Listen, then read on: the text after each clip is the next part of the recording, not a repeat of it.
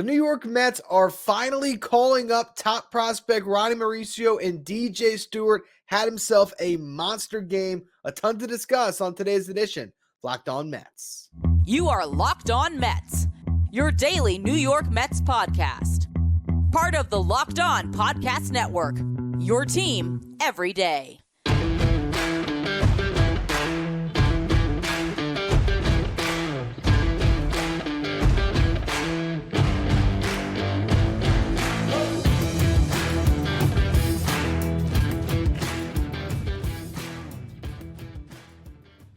Hello to all you amazing Mets fans. You're watching Locked On Mets, part of the Locked On Podcast Network, your team every day. I'm your host, Ryan Finkelstein. If you want to find any of my work, follow me on Twitter at FinkelsteinRyan. You can also find some of my writing at justbaseball.com, where I work as the managing editor. Download the Bunches app today, and when you do, our friends at Bunches have featured the Locked On MLB Bunch in the Discover tab. You can also click the link in the description to join the Locked On MLB Bunch community today. We have so much to talk about on the show today, but the thing I've been trying to manifest for weeks has to be our leading story.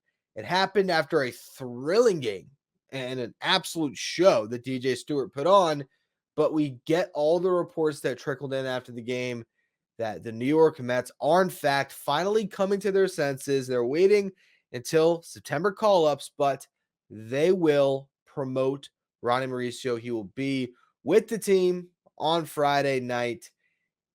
Finally. It's the word that just can't come out of my mouth enough because this was so overdue. Ronnie Mauricio is a somewhat flawed prospect. Maybe the most polarizing prospect in this farm system over the past 5 years. I've been covering this show, I've been covering this team on this show since 2019. And there's been times where Ronnie Mauricio was supposed to be the top overall prospect in this system. There's times where people are saying he's never going to make it up to the big leagues, or he's going to strike out 275 times if he ever gets to the big leagues and plays a full season. And I was in that camp at one point. But what you cannot deny is that Ronnie Mauricio earned this promotion. And he put himself in a position where he should have, probably a while ago, gotten the opportunity to showcase what he can do and if he can be a serious player on this team moving forward. He has set career best marks across the board. Best batting average he's ever had, 292. Best on base, 346. Best slug, 506. 23 home runs, 24 stolen bases, 30 doubles. Career best 852 OPS. Last year, his OPS was 768. That was the previous career best for a full season. And after having a scorching hot start to the season in April and May, he did cool off. And whether that was partially because he thought that he deserved that promotion coming off being one of the best hitters, if not the best hitter in the International League for the first 2 months, and seeing Brett Beatty get his shot, and Francisco Alvarez and Mark Vientos and all these guys getting their opportunities, and he felt like the man left behind. He did struggle in June and July. But in August, he's turned it on and has really earned this promotion again. Okay. This month, hitting 288, 357 on base, 558 slug, 915 OPS. Hit 7 home runs, the most in any month this season for him. Stole 8 bags, again, the most in any month this season. And for his career, he has never walked this much in a month, 11 walks. The plate discipline has been improved. He's a switch hitter that's going to hit better from the left side than the right. That's just something to note for you guys as you're about to watch him play at the big league level for the first time. And I imagine he's going to be starting at second base next to Francisco Lindor for the remainder of the season. He played his last 12 games at second base in AAA, and that's the position he's played the most this year. So I think that's what they're doing, okay? You're going to have Lindor, Mauricio.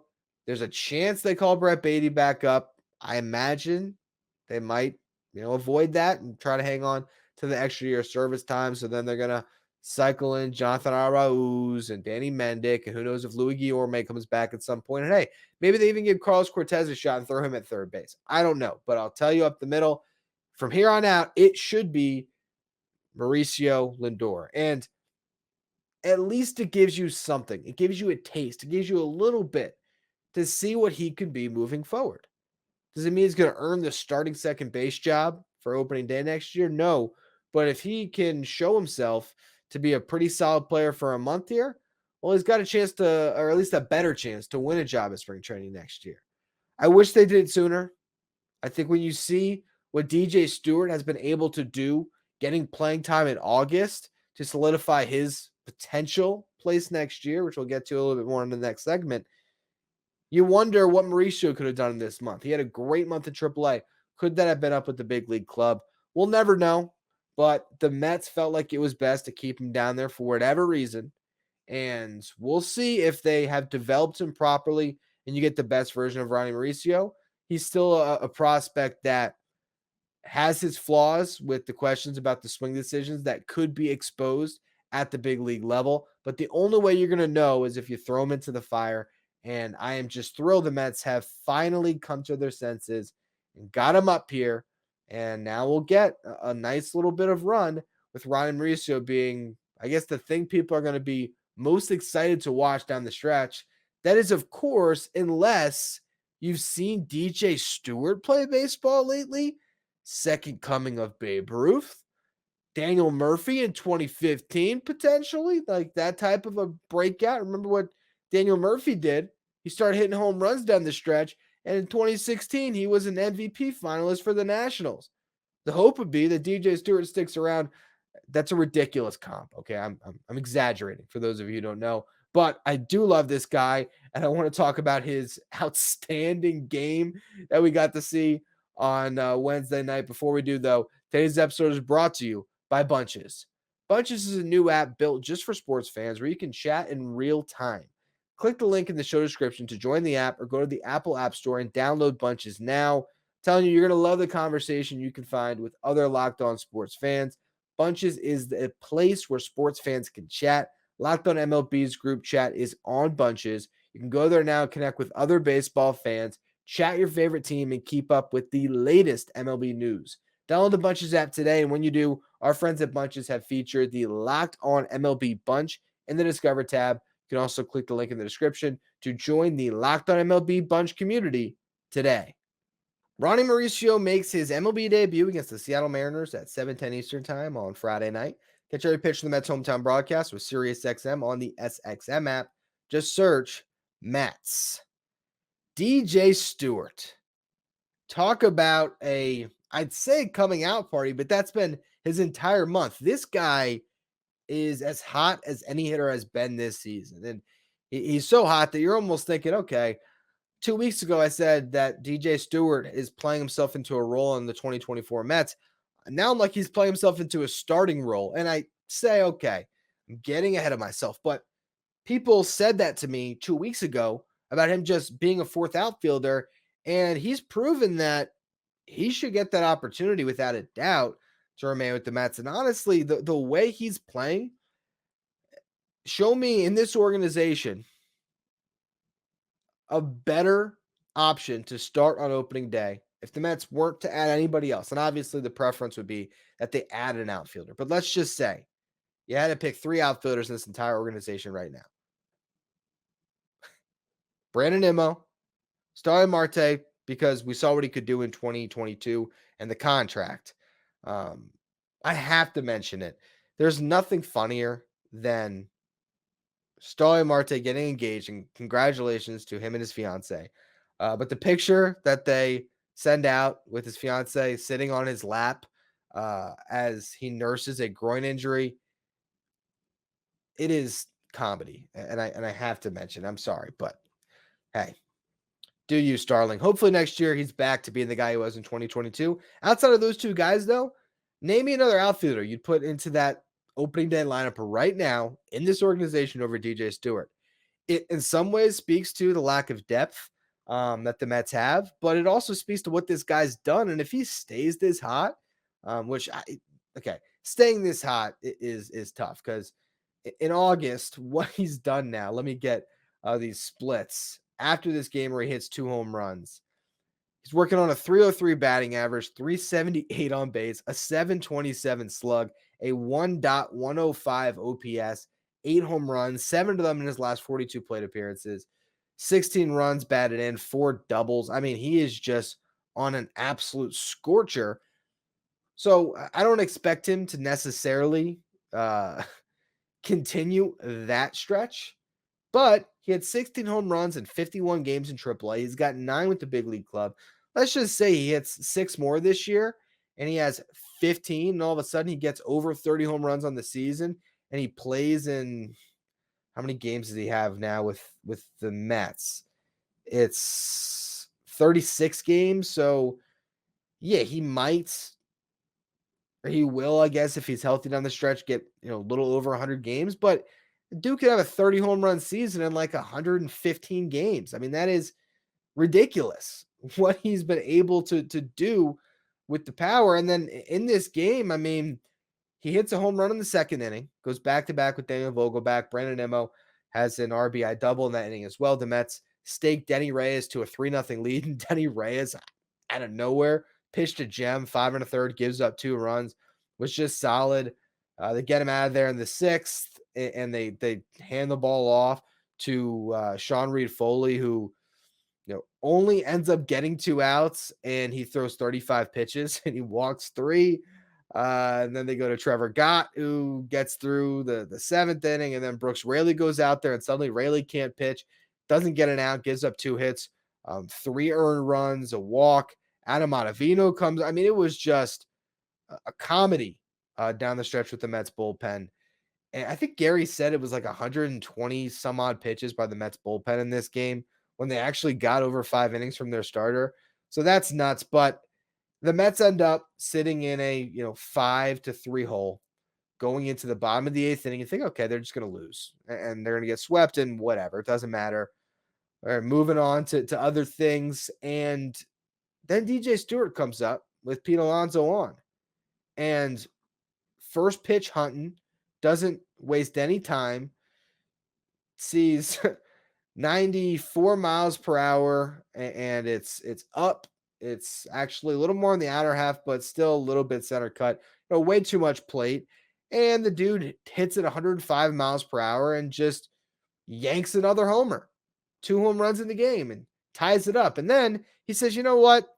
I'm going to go out and I'm going to crash into the wall after the fans already love me and make an incredible catch on a Marcus Semien fly ball with a runner on first base in the 9th inning.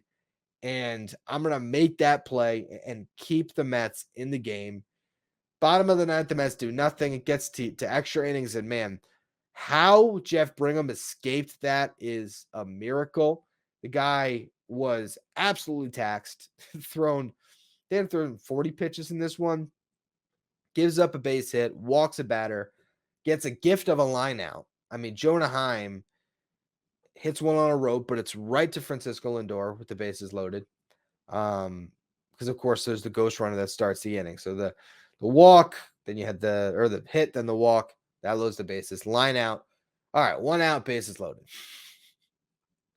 Travis Jankowski, former Met legend, he hits a chopper. Pete Alonso makes an incredible play on it, throwing out the runner at home. The return throw to first where Jeff McNeil is there covering the bag. And the Mets get out of it, and everyone's fired up. And then, Roldis Chapman comes in, and he says, all right, I'll give you guys one. Intentionally walks Pete Alonso. That puts, runners at first and second with the ghost runner. Francisco Alvarez has a pretty good at bat. Granted, he fell behind 1 and 2, but he didn't swing at any of those pitches that Chapman was burying on him and was able to load the bases. And then Chapman knew the tenor of the game, knew that there was an inherited runner on third base that wouldn't count against his ERA, and said, you know what? I'm just going to hit this guy. That's what he did. Hit him. Game over.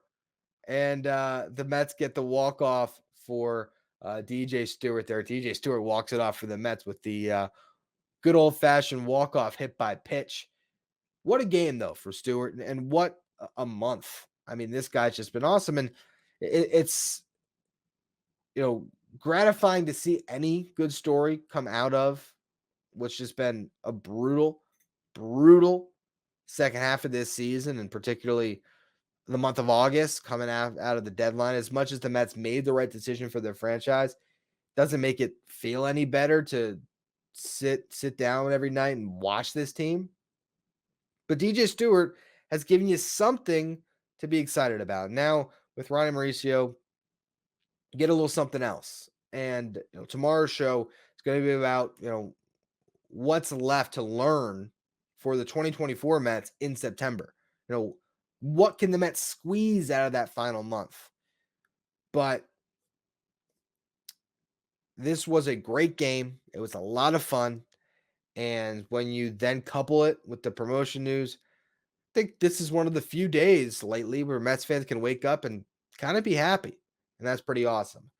Now, the story that was going to be the headliner today, until all of that good stuff we've been talking about through the first two segments happened, was a incredible piece of reporting from Deesha Thosar on Pete Alonso and the support that he has in the clubhouse and disputing a ridiculous claim from Sal Licata. So I want to get to that story in just a minute. Before we do, though, today's episode is brought to you by FanDuel. Get ready for the NFL season with incredible offers from FanDuel, America's #1 sportsbook.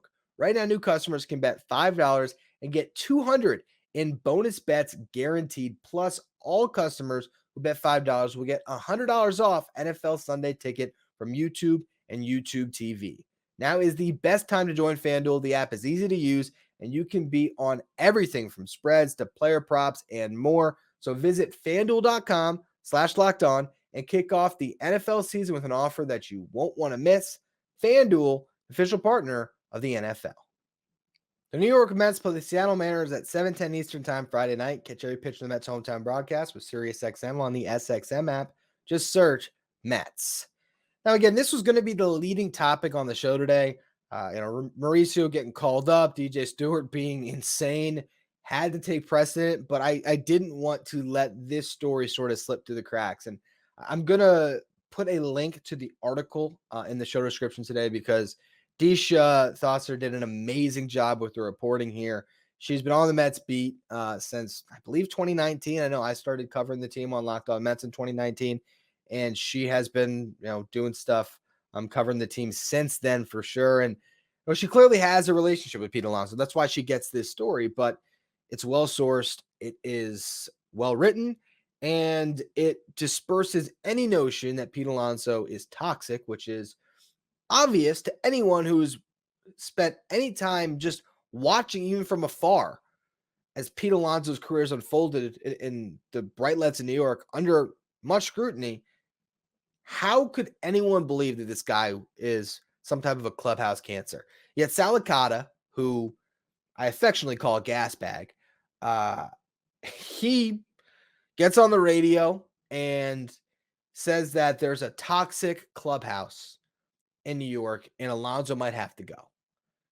Essentially equating the fact that the Mets have had a ridiculously bad season and they had a rough season of 2021, and this group of Alonso, Lindor, McNeil, Nimmo have been together during that time, and they just can't win, despite the fact that they were good together and won 101 games last year.